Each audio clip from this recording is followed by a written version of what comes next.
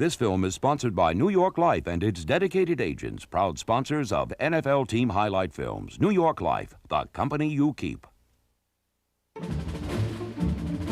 In 1992, the Indianapolis Colts readjusted their mental approach to football. In the process, they restored pride to the symbol of a great sports tradition.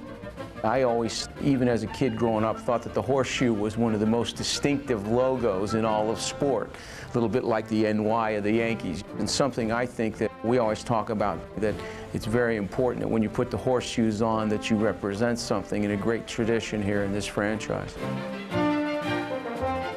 In his second stint as head coach, Ted Marchibroda proved to be the perfect embodiment of this tradition. He always and will be a Colt, and I don't know of many people that have more pride in the horseshoe than he does, and that feeling from your leader goes to others in the organization. It becomes contagious. This contagious spirit was immediately apparent in a win over Cleveland, the Colts' first opening day victory in 9 seasons.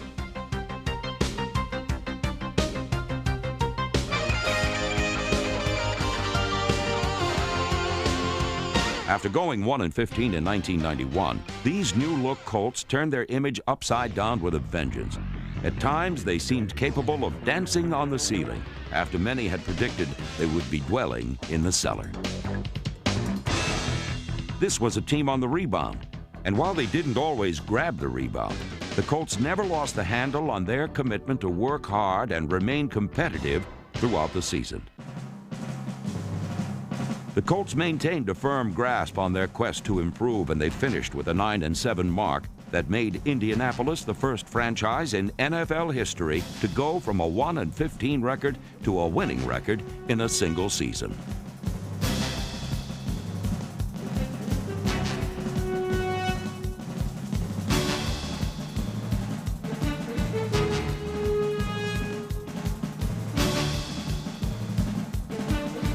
A season-ending 5-game winning streak that nearly got them to the playoffs was made possible by the team's strengthened self-respect.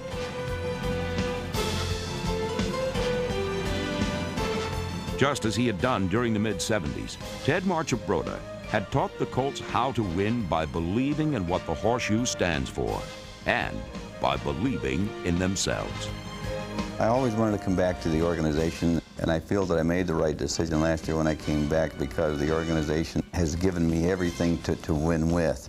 And it was such an outstanding year last year that I felt I had pride in the horseshoe in coming here. And after seeing the football team play, I know that they have that same pride.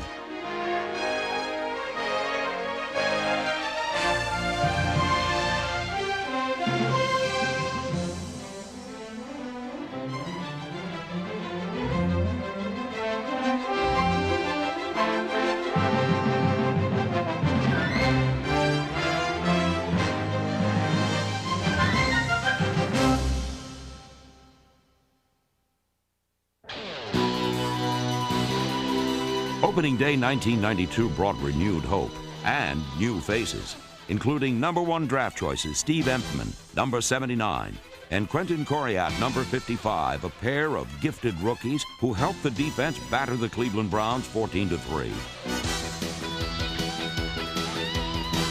The Colts registered a franchise record-tying 11 sacks, 4 of them by veteran linebacker Chip Banks, number 51, who also produced one of 2 interceptions in the Colts' first ever opening day victory since moving to Indianapolis in 1984.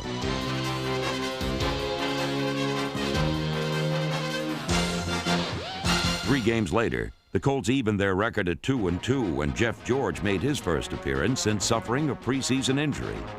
George's passing and pass thefts by the secondary helped thwart Tampa Bay. Jeff George back to pass, looking deep, he's got a man open, touchdown Colts! Backpedaling is Testaverde, looks over the middle, throws, ball tipped up and picked up for the Colts! You'd make it a touchdown, he's at the 20, cuts back at the 15, 10, 5, tackled at the 2-yard line! Chris Good and number 38 Eugene Daniel produced key picks in the 24-14 victory.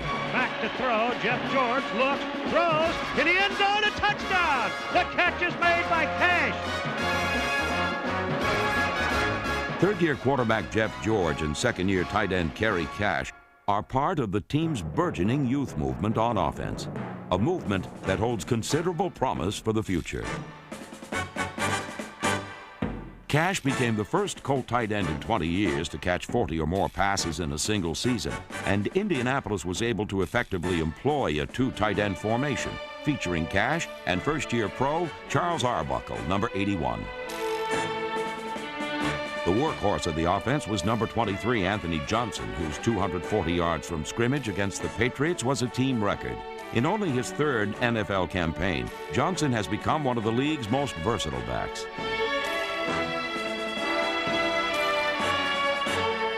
Also versatile were third-year back Ken Clark and rookie Rodney Culver, number 35, who led the team in touchdowns. Like all of the Colts youngsters, Culver's attitude is as impressive as his ability. We had a draft where all of these kids enjoyed playing football. It just seemed that they could hardly wait to hit the practice field, and they worked the entire time that they were on the practice field. And I think that some of this rubs on your other football players, and it was this kind of a draft that the players realized, hey, we have a pretty good football team. Defensively, the team's youth movement was spearheaded by Steve Empman and Quentin Coriat. The first two selections in the 1992 draft instantly demonstrated their star quality. They came in and lived up to their billing. I think they really helped to get us jump-started. They have great work ethic, which we knew, tremendous amounts of talent. Steve Empman is a unique lineman. He's a very good athlete with excellent burst. He has a tremendous motor. He never stops. I mean, he constantly goes to the ball. And I think a very much of an impact player. There's no question that Quentin Coriat's going to be a force in this league. He can, I think, probably literally redefine the position he plays. He's got that type of talent. Other developing defenders included rookies Tony McCoy, number 94, and Stephen Grant, and third-year pros Tony Siragusa, number 98, and Tony Walker, number 92. Ashley Ambrose and Jason Belser, number 29, both brought rookie fire and enthusiasm to the defensive backfield. Belser's outstanding special teams play was a key reason why veteran punter Ron Stark was selected to the Pro Bowl. Stark placed 22 punts inside the 20, punts often down by Belser, who was also part of a hard-charging punt coverage unit that showed the Colts' young players at their heads-up hustling best. Indianapolis allowed the lowest punt return average in the AFC, an impressive achievement given the fact that only two punters in the conference punted more times than Stark.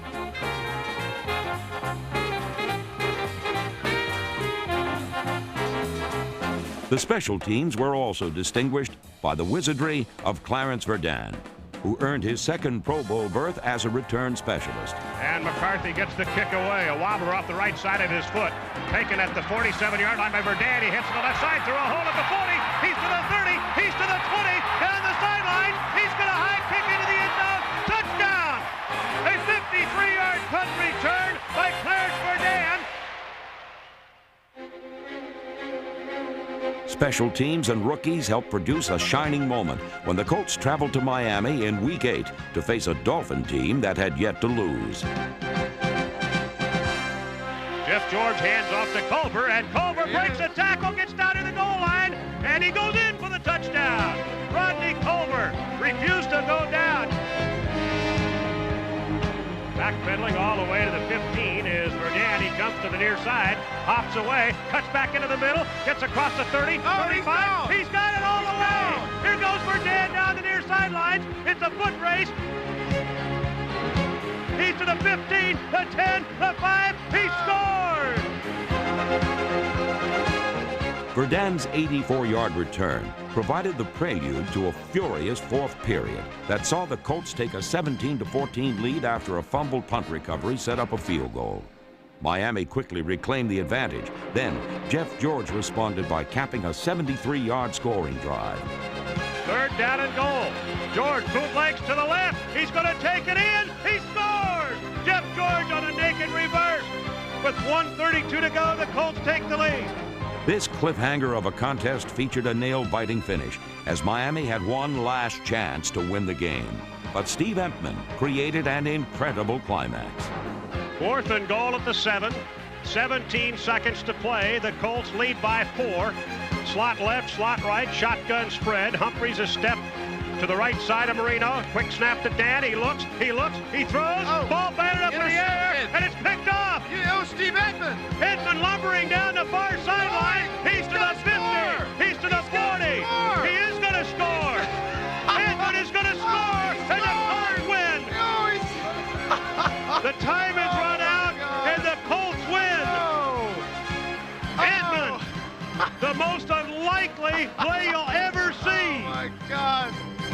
Empman wasn't the only one left breathless by this stunning victory, as the Colts discovered that their new winning spirit was strong enough to put them on equal footing with the NFL's elite.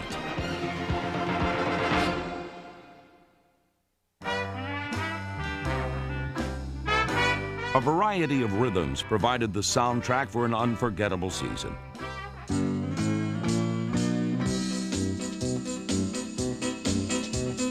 The most distinctive beat was the winning tempo created by the players.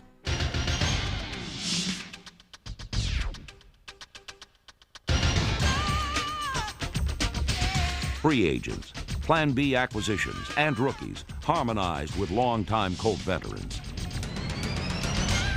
A new team identity was forged by young sprouts and proud seasoned oaks, like those on an offensive line that included 13-year veteran center Ray Donaldson, number 53, guards Ron Solt and Randy Dixon, number 69, and tackles Zephyrus Moss and number 71 Kevin Call, a 9-year pro.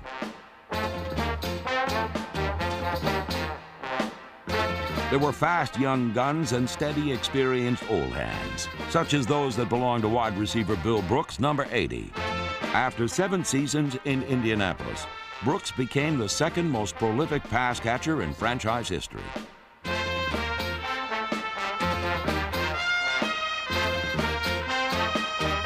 Another 7-year veteran, Jesse Hester, number 84, possesses a still active club record streak of 46 consecutive games with at least 1 reception. 8-year pro Reggie Langhorne, number 85, led the Colts with 65 receptions in 1992. The nice thing for a quarterback to know on those guys is that they'll try their hardest to get the ball every time. And they're all very different, I think. Jesse has got the speed and great quickness. Billy's kind of the guy that you can always count on to make a catch. Reggie's a big, strong guy. He makes a lot of nice catches and is good with guys leaning on him. Reggie was a pleasant surprise for us. Reggie was a Plan B acquisition, and he realized exactly what he could do. And Reggie also assumed a leadership role on his football team. Of course, the team's most influential leader is Ted Marchibroda, who has engineered 2 of the best seasonal turnarounds in league history, both of them as head coach of the Colts. He had done it before. He had won division championships. He had turned teams around from 2-12 to 10-4. So we knew if we gave him the players, along with the excellent coaching staff he assembled, we knew we had a good chance of really improving on the season. Just proved that Ted has gotten even better, a little older, but a little better than he was with more experience he picked up. And so, you know, with that put together with the players we got in the draft, and I think overall our other players started to play better than they did with the other coaching staff we had. A lot of guys looked up to him, knowing that in the past, you know, when he was with the Colts in '75, that he always had that winning attitude, and that really made us really believe in ourselves that we can go out on any given day and defeat any team in the NFL. Jeff Herrod has always believed in himself, and he has always backed up that belief with a relentless attacking style of play. I do consider myself an aggressive player, you know, and I think that's one of the keys of being an outstanding linebacker in this league today is being very aggressive, you know, hustle every play, and I think my success is surrounded by being so aggressive. Jeff, in my estimation, is the leader of our football team. I recognized this early in training camp, and he's a tremendous football player. If a little spaceship landed and a little green man walked out and said, "What is a football player?" I would walk him out to the practice field and point at number 54 and said, "That is a football player." I mean, he has every quality you're looking for, and he represents us as a Colt like really probably no other player. The Colts featured another triggerman on defense, Dwayne Bickett, who combined with Herod to provide the linebacking core with double-barreled firepower. Bickett is a guy who you appreciate as the years go on, as the games go on, a high level of consistency. Probably as good a run player as there is in the league from an outside standpoint. Makes an unusual amount of tackles for an outside backer. Good cover guy, good rush guy. Really total package guy, and a guy that's there every Sunday, always battling. Other veterans who solidified the Colts' much improved defense included backs Eugene Daniel, Michael Ball, John Baylor, Chris Good, Tony Stargell, and Mike Pryor, number 39, and defensive end Sam Clancy, number 76, Skip McClendon, and John Hand, number 78. Linebackers Scott Radisick, number 97, and Chip Banks, number 51, were also rejuvenated players who helped revitalize the defense. I think it was really a bunch of guys playing hard together, a real cohesive unit that played real smart football and real hard football. 4 opponents were held to single-digit point totals, the first time a Colt defense accomplished that feat in 17 years.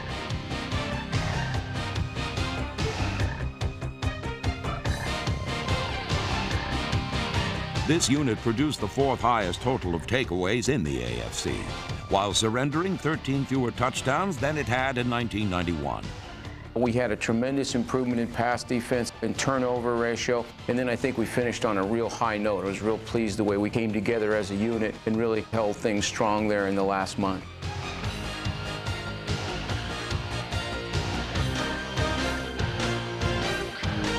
But before the defense hit its stride during that last month, the entire team struggled. Adversity struck hard during the first 4 weeks of November when the Colts failed to post a single victory.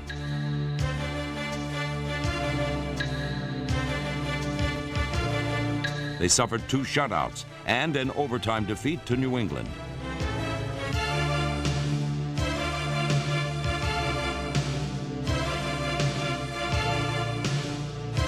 Injuries proved damaging, as Quentin Coriat and Steve Empman were both lost for the season after establishing themselves as impact players.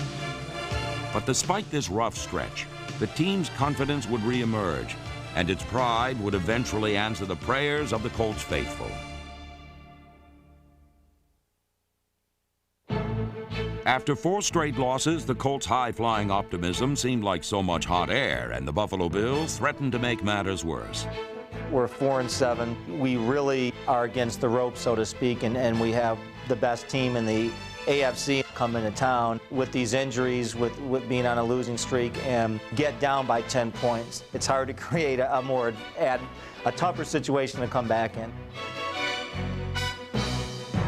But Jack Trudeau and Charles Arbuckle sparked the total team effort that produced an amazing comeback. 3rd down, less than 2 yards. yes. Inside handoff, Culver, touchdown! Quick drop by Kelly on 3rd and 8. He throws over the middle. It's picked up by Stargell. Stargell at the 50. He's to the 45, the 40, out of bounds at the 35-yard line. After Tony Stargell's interception, Trudeau's pass to Reggie Langhorne set up Dean Biasucci's game-tying field goal. Then, in overtime, Biasucci had the chance to secure a tide-turning triumph. Biasucci looking, staring ahead, waiting. There's the snap a bit high. The kick is on the way. And it's good! It's good! The Colts, a 16-point underdog. They have upset the Buffalo Bills in overtime. It really was remarkable, and I think the Buffalo game will always be remembered as such a big victory. This upset had a snowball effect, and the Colts next chilled the Patriots in New England as they racked up their first shutout since 1988. Devastating defense keyed a 6-0 win that saw Indianapolis register 8 sacks, 3.5 of them by Dwayne Bickett. The following week against the Jets, defense again dominated, creating 5 takeaways that guaranteed the Colts their first divisional winning record in 5 years. In the 10-6 victory, Jack Trudeau replaced Jeff George and proved himself the consummate relief pitcher. And back to throw is Trudeau. He goes for it all, and a diving catch for the touchdown! A diving catch, and it's Charles Arbuckle! Jack rallied us, made outstanding plays. Jack is ready to play every week. He does an excellent job of preparing himself. He knows the game plan extremely well. He has tremendous leadership, and the guys respect him. It's really fortunate to have that experience and that depth at quarterback, because you need at least two, and I'm not so sure you don't need three if the way you look at the way some situations have gone on the injury front the last couple years. The next game found George back in the starter's role, and his 328 passing yards frustrated the Phoenix secondary. George back to throw. He looks, he stays in the pocket, he throws deep, he's got Johnson open, he makes the catch, he's at the 20, 15, 10, 5, touchdown Anthony Johnson! With less than a minute to play, Biasucci broke a 13-13 tie. The placement, and the kick, it's on the way! Beautiful! He split the uprights from 42 yards out, and it's a 16-13 Colt lead, 49 to go. Mike Pryor's 3 interceptions paved the way for another close victory for the Cardiac Colts. It seemed as if every ball game that we won certainly was a war. I mean, and it's a draining feeling, because basically when you play a lot of games like we did, we played them on a very low margin for error type of deal. And so every call, every play became very significant. But, you know, of course, that's the excitement of the hunt. That's what we're all in it for. At Cincinnati, the Colts were more like the hunted than the hunters during the first half of the final game of the year.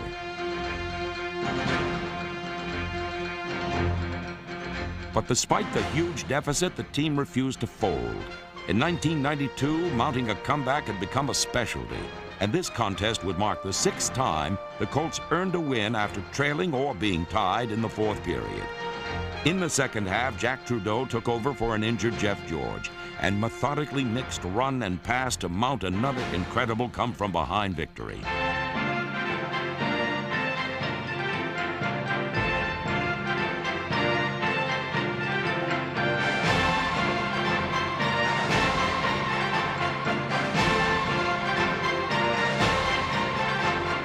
Back to throw. He looks, he throws, and a touchdown! A touchdown for the Colts, and it was Kerry Cash, the tight end. Trudeau back to pass, going for the end zone, and it's a touchdown! Bill Brooks!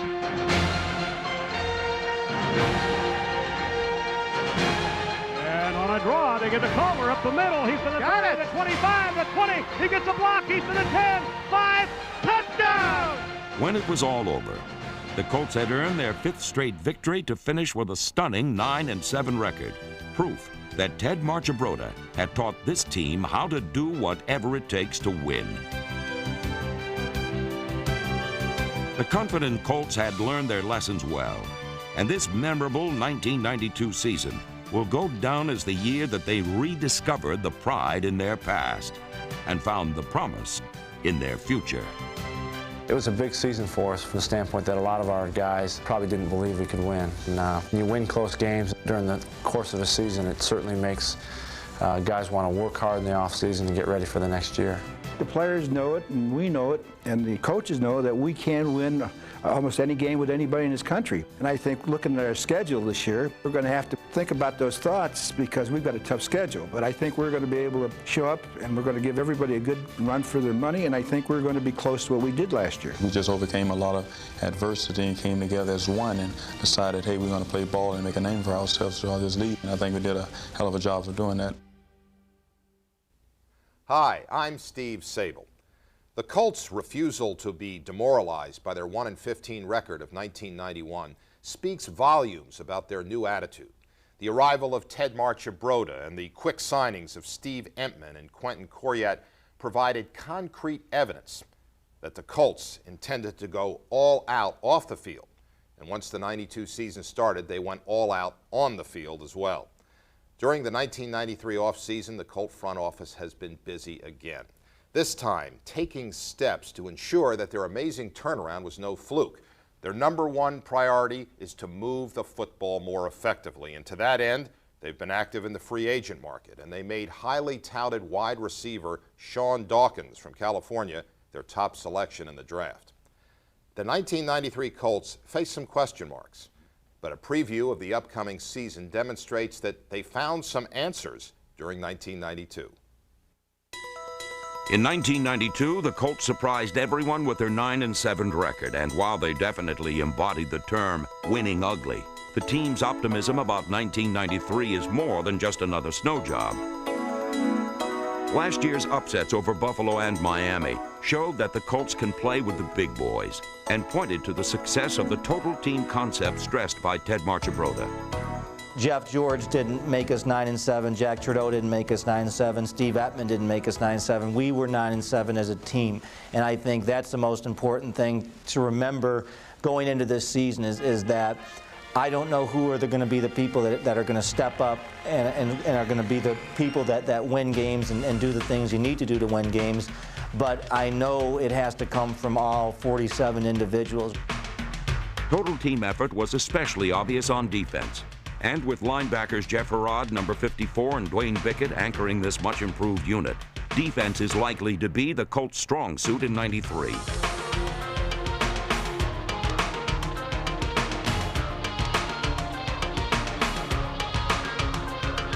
You know, we've only been together for a little while, and it takes a while for everyone to play together, and you know, you kind of start playing off each other a little bit, and as soon as you get a tighten that defense, will be a great defense.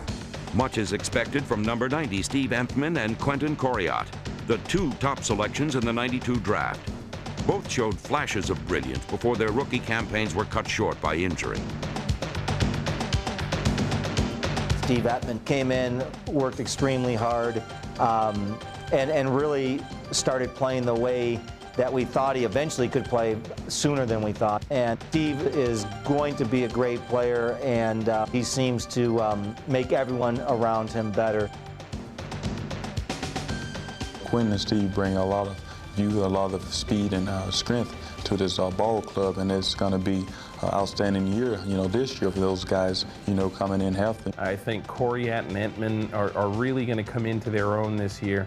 I think they got the unsung player of the NFL in Jeff Herrod, a terrific playmaking linebacker there that nobody ever talks about.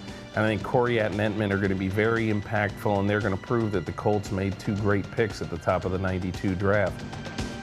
Defensively, the Colts will seek to build on the momentum they established toward the end of 1992 when they allowed just 49 points in their final 5 games, all victories.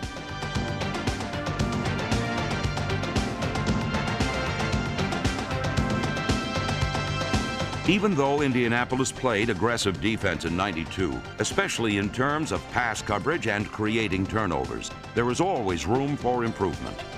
Probably the biggest area that we've got to improve on, as well as maintaining our strong points, is the ability to stop the running game and to control that aspect of the game. Offensively, Ted Marchibroda must find a way to start the run.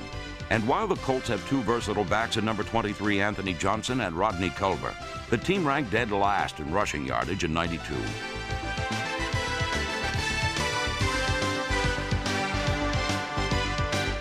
In an effort to improve their running game, the Colts have gone free agent shopping to shore up their offensive line, bringing in veteran center Kurt Loudermilk from Minnesota, and also Pro Bowl tackle Will Wolford from the Bills.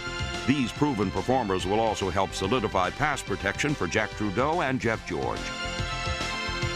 Trudeau directed the team to 4 of their final 5 victories.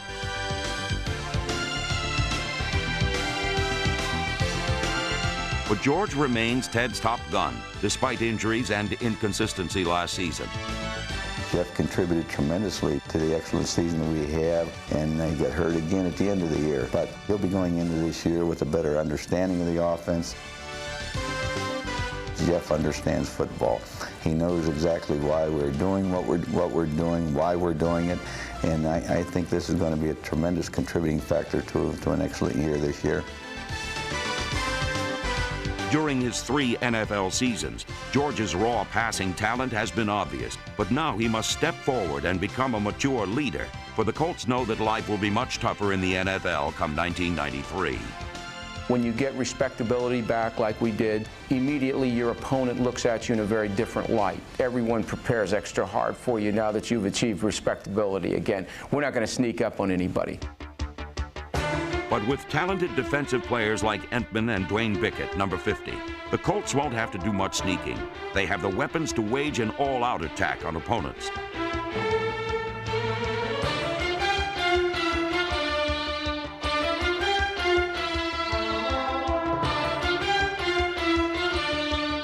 And if George and company can master Marchibroda's quick tempo offense, then the Colts may very well continue the upward swing that began unexpectedly in 1992.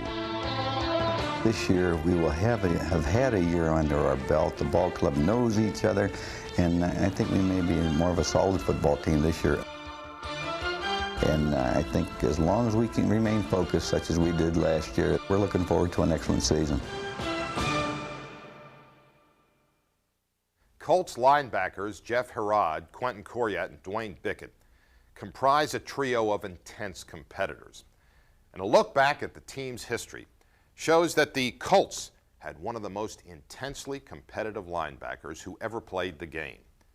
From 1965 through 1975, Mike Curtis bared his fangs with such ferocity that he earned the nickname Mad Dog. Now, in the following classic segment, you'll find out that Curtis's nickname was richly deserved.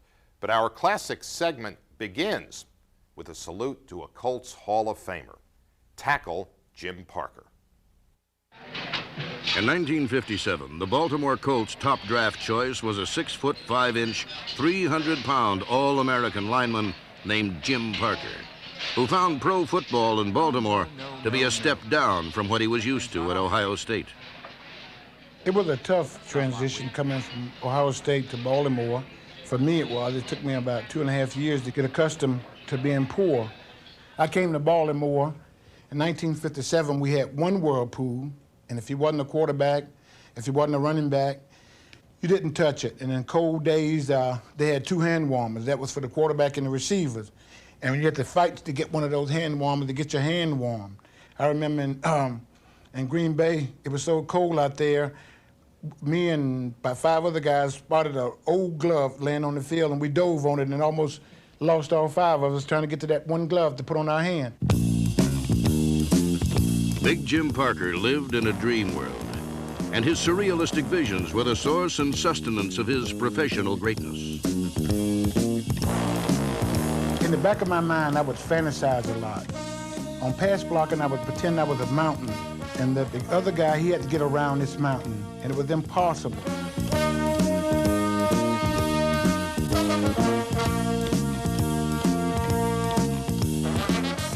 Sometimes I would pretend I was a freight train running over a pedestrian and just psych myself up before every play.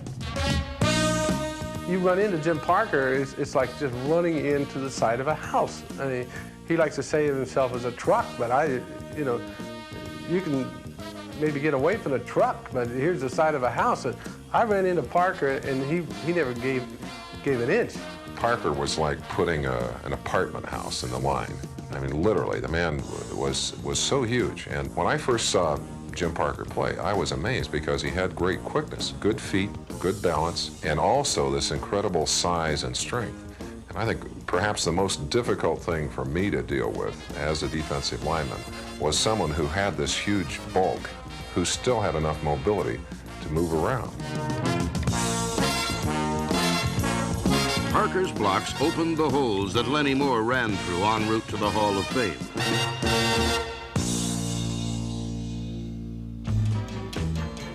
But it was in the service of quarterback John Unitas that Jim Parker truly excelled. He was a workhorse. You couldn't work him hard enough, and I don't think Jim ever refused to do anything that you asked him. And you hardly got any conversation out of Jim in a huddle. Most of the times I asked, Jimmy, you all right? Mm-hmm. That was it with him. But that's the type of individual that Jimmy was. He was an unselfish man, and he gave everything he had for you. Parker's peerless pass protection enabled John Unitas and Raymond Berry to develop into the era's most successful pitch-and-catch combination. For when Jim Parker was living out his fantasies, it was tough for mere mortals to make it around the mountain. I think the best offensive lineman that I played against had to be Jim Parker.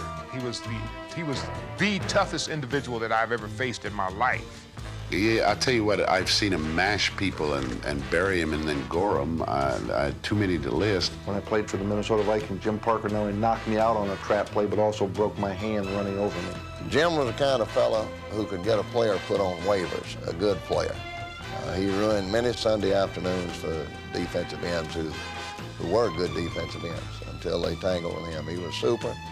I don't know of any defensive lineman who played at that time who would not vote for him for their all-time All-Pro team. Jim Parker, the Baltimore Colts' moving mountain, and quite arguably the best offensive lineman of all time. The first pure blocker to be elected to the Pro Football Hall of Fame.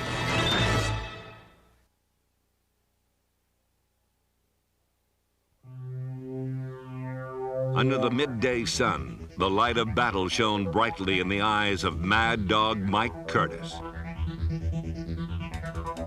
Number 32 had 11 years of head-on collisions and won almost every one of them. He was a relentless tracker of pass receivers, runners, and quarterbacks.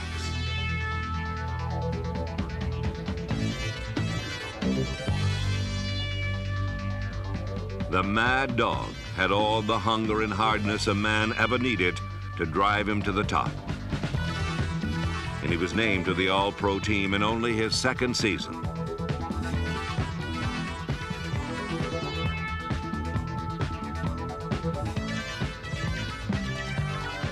It was ironic that this future Hall of Fame linebacker came to the Colts at a different position. Mike Curtis was a great football player that I drafted out of Duke University. And to show you how smart I was, I brought him in and made him a fullback. And after the first year, it was very evident that Mike Curtis was not an offensive player, he was a defensive player. As a fuzz-cheeked rookie fullback, the first hint of Curtis's fierce nature surfaced in a pre-game incident with Baltimore star quarterback Johnny Unitas. I played fullback, and I remember I didn't turn around at the line of scrimmage to catch the ball, and he just rifled the ball in the back of my helmet. Well, it angered me so much that I almost went back and decided to do something about it, but then I remembered I was a rookie and I couldn't do that because this guy was a great ball player. But I almost punched him out. We used to say that Mike could come out and chew the tires off the bus on the way to the game. I mean, he was a pretty vicious football player. Never has a man been unhappier the day of a game than he would just get beside himself. He hated the Doris Day, the American flag, black and white saddle Oxfords, his own teammates.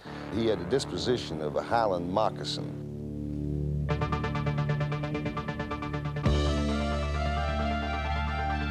The one thing that would always get me excited was if anybody had anything to say to me. And nobody really talked to me too much because I would look them up throughout the field, wherever the ball was, to chase them down, and then ask them if they had something else smart to say.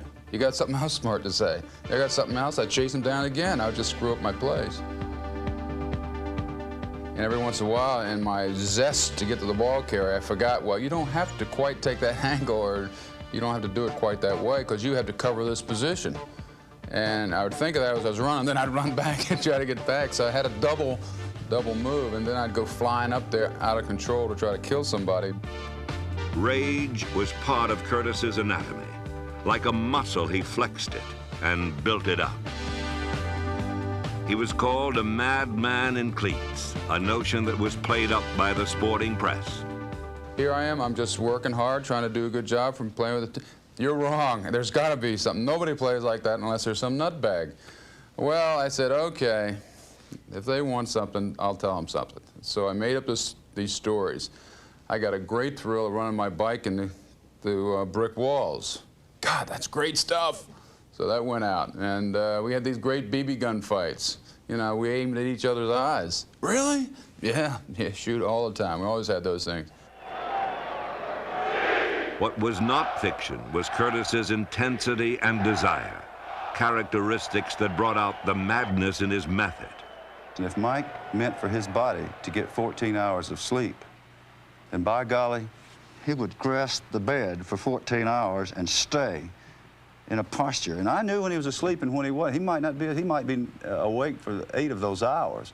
But if I put on deodorant or drop the coat hanger, what are you doing? I'm trying to get my rest. He was a lawman on the field, and his brand of frontier justice was meted out vividly in a game against the Dolphins. We're winning. Our momentum is significantly better than Miami's. And here comes Mr. Fan, who wants to join in the momentum. Oh, I don't know what but anyway, he was smashed. So he comes running out on the field, great lark, picks up the ball. When I saw him pick it up, I immediately ran over there and knocked him down. Not to hurt him, but to knock him down, get the ball back, get in the game, get rid of his rear end, period. I didn't think it was a joke that I was working out there. A lot of other guys might think it's a joke to see a fan run out there. To me, it was my job. And after the game, 2 or 3 of us were angry. Bubba Smith and I went to Mike. We said, you shouldn't have done that, Mike. You make us all look bad. He said, that guy broke a city ordinance, and I enforced it. And if he comes back out there again, I'll hit him again. He was a little to the right of Attila the Hun. Well, Mike is somewhere to the right of Mussolini in his political views. Somebody gave me a doll of John Wayne, the Duke, Mr. All-America, he. So I got him in my office, yeah. In Baltimore, Curtis was a hero bigger than any movie star. And like John Wayne Westerns, all action became secondary to the final shootout. Marking his counts, takes it away without a fake, rolling to his left side, sets up, and is going to be swarmed under. The ball is free. Baltimore's got it. Racing for the goal line is Mike Curtis. He's to the 15, 10, 5. Curtis scores. Go to war, Miss Agnes. Baltimore's defense. He led by deeds rather than words. But like the commercial says, when he spoke, everybody listened. All team meetings are a bunch of wigonas. And Mike stood up and said, well, I got something to say. I'm going to tell you something. We're going to win the rest of our games. He said, we got 3 games left in the season, then we got 2 playoff games, and then we got the Super Bowl. That's 6 games. I'm going to play the same way I always play. And everybody in this room is going to go full speed all the time in practice and in the game, because if you don't, I'm going to whip your butt myself. Remember, I said that, and he sat down, and we won all 6 games. Although Mike Curtis left a history of hard hits, championships, and all-pro seasons in Baltimore, his lasting legacy is his image. Well, one of Tom and Maddie's friends from Baltimore came in, and Tom introduced everybody on the table, and I was the last in the introduction. And you got a picture of this. I mean, this is a coat and tie, people wearing diamonds and everything else, you know, around the place. So, and I'd like to introduce you to Mike Curtis. And the guy says, Mike Curtis, you animal, you! Mad Dog! Mike Curtis, the Mad Dog, a hard-hat hero, a warrior.